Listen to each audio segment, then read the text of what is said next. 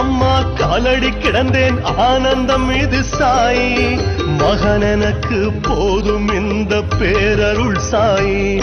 உன் மகன் எனக்கு போதும் இந்த பேரருள் சாயி. சரணம் சரணம் ஷீரடி சாயி.